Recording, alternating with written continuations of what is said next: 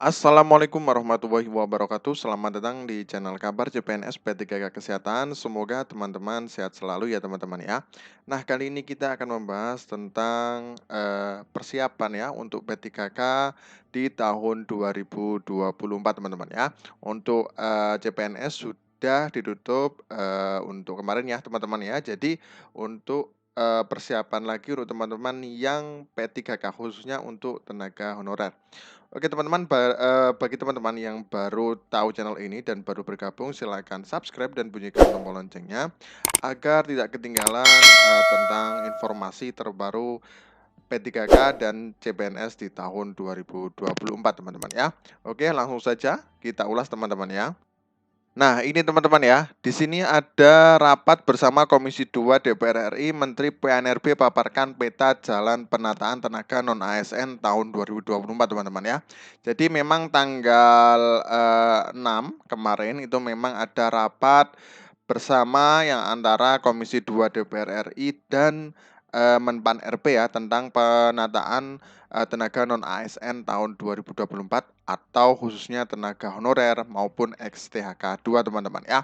Nah, ini Jakarta Menteri Pendayagunaan Aparatur Negara dan Reformasi Birokrasi PNRB Pak Abdul Azwar Anas memaparkan sejumlah isu strategis terkait peta jalan penataan tenaga non-aparatur sipil negara atau ASN tahun 2024 di hadapan pimpinan dan anggota Komisi 2 DPR RI.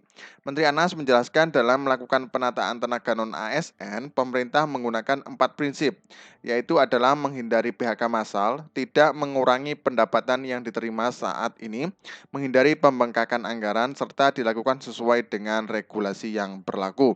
Nah, kemudian pemerintah bersama dengan DPR RI selalu berusaha untuk menyelesaikan persoalan terkait tenaga non-ASN melalui diskusi yang dilakukan dalam berbagai rapat koordinasi. Dukungan dan komitmen bersama ini sangat berarti bagi kami dalam menjalankan tugas-tugas untuk melayani masyarakat dengan lebih baik. Ya, jadi memang sudah beberapa kali untuk penataan ini sudah dilakukan ya teman-teman ya. Yang terakhir adalah rapat bersama ini dengan DPR RI, Komisi 2 bersama Menpan RB ya teman-teman ya. Nah, kemudian Kementerian PNRB bersama instansi terkait telah menyusun alur penyelesaian tenaga non-ASN meliputi pemetaan, kemudian penyusunan kebijakan, serta penyelesaian dengan pengawasan. Namun, tidak dimungkiri serangkaian proses penataan tenaga non-ASN selama ini masih terkendala oleh beberapa isu, teman-teman ya. Yang pertama adalah kendala yang dihadapi dalam penyelesaian tenaga non-ASN adalah belum optimalnya usulan formasi yang disampaikan pemerintah daerah sesuai dengan alokasi formasi. Nah, kemudian selain itu belum terpenuhnya kesesuaian kualifikasi pendidikan dengan jabatan ASN dan keterbatasan jabatan yang dapat diduduki oleh P3K juga menjadi hambatan teman-teman ya. Jadi memang banyak kendala yang nantinya kemungkinan akan cepat diselesaikan ya oleh Menpan RB bersama BKN teman-teman ya. Kendala lainnya adalah keterbatasan alokasi anggaran atau IP teman-teman ya, karena memang P3K ini dialokasikan ke DAU teman-teman ya. Jadi DAU ini nanti dana alokasi umum yang nantinya disampaikan ke daerah semuanya teman-teman ya, atau diberikan ke daerah masing-masing. Dan nantinya untuk penggajian P3K di daerah tersebut. Nah, kemudian lebih lanjut dijelaskan pengadaan calon ASN 2024 saat ini tengah berlangsung bagi formasi calon pegawai negeri sipil. Pendaftaran tahun ini berlangsung hingga 10 September ya. Jadi otomatis hari ini terakhir teman-teman ya. Kemudian, sementara terkait pengadaan pegawai pemerintah dengan perjanjian kerja atau P3K 2024, prosesnya telah sampai pada tahapan penyusunan kebijakan yang akan menjadi landasan hukum pelaksanaan seleksi P3K 2024. Kemudian pada dasarnya pemerintah telah mengupayakan penyelesaian non-ASN melalui 3 peraturan, yaitu Keputusan Menteri PNRB nomor 347 garis miring 2024 tentang mekanisme seleksi P3K tahun anggaran 2024. Kemudian Keputusan Menteri PNRB nomor 349 garis miring 2024 tentang mekanisme seleksi pegawai P3K untuk jabatan fungsional kesehatan, dan Keputusan Menteri PNRB nomor 348 garis miring 2024 tentang mekanisme seleksi P3K untuk jabatan fungsional guru di instansi daerah teman-teman ya. Nah, kemudian untuk mengadakan P3K, nah ini ya teman-teman yang penting ya, yaitu adalah 100% kuota diperuntukkan bagi tenaga non-ASN. Nah, sementara pelamar umum diakomodasi lewat seleksi CPNS teman-teman ya. Nah, ini teman-teman ya perlu diingat. Nah, ini diakomodasi seleksi CPNS teman-teman ya. Jadi untuk pelamar umum untuk tahun ini diakomodasi lewat CPNS teman-teman ya.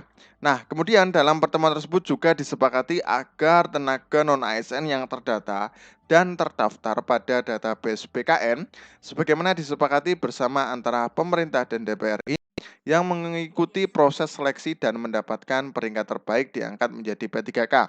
Namun pelamar yang belum mendapatkan peringkat terbaik dan belum sesuai dengan lowongan formasi dapat diusulkan menjadi P3K paruh waktu teman-teman ya. Jadi nanti tetap tahun ini akan diangkat semuanya teman-teman ya. Mungkin eh, yang tidak dapat formasi pun nanti juga akan diangkat. Nah, itu mekanismenya seperti apa? Kita tunggu saja di tahun ini teman-teman ya. Kemudian berlanjut ke berita selanjutnya teman-teman ya. Nah, ini ada mekanisme pelaksanaan seleksi pengadaan P3K tahun anggaran 2024, yaitu adalah rincian formasi P3K 2024 ya lengkap guru, tenaga kesehatan, tenaga teknis untuk formasi instansi pusat dan instansi daerah teman-teman ya. Nah, ini pengadaan pegawai pemerintah dengan perjanjian kerja tahun anggaran 2024 sebentar lagi dibuka pendaftarannya teman-teman ya. Nah, ini ada bocoran mungkin 26 September itu sudah dibuka. Tapi nanti kita lihat dulu ya, karena mungkin kadang-kadang bisa molor lagi teman-teman ya. Kemudian pada pengadaan P3K 2024 ini akan dibuka di 605 instansi baik instansi pusat maupun instansi daerah. Adapun jenis jabatan pengadaan P3K 2024 sesuai keputusan Menteri PNRB nomor 173 tahun 2024 terdiri dari jabatan fungsional dan jabatan pelaksana teman-teman ya. Nah, ini jabatan fungsionalnya P3K terdiri dari jabatan fungsional pemula, kemudian jabatan fungsional terampil, jabatan fungsional ahli pertama dan jabatan fungsional ahli muda. Nah, sedangkan jabatan pelaksana pengadaan P3K 2024 terdiri dari 7 jabatan, yaitu 1 pengadministrasian perkantoran atau klerek untuk formasi instansi pemerintah. Kemudian 2 penata layanan operasional atau operator untuk formasi instansi pemerintah. 3 pengelola layanan operasional operator untuk formasi instansi pemerintah. 4 operator layanan operasional atau operator untuk formasi instansi pemerintah. Kemudian 5 pengelola umum operasional atau operator untuk formasi instansi pemerintah teman-teman ya. Nah, kemudian pengelolaan tantibum atau operator untuk formasi instansi daerah. Pranata tantibum operator untuk dormasi instansi daerah teman-teman ya.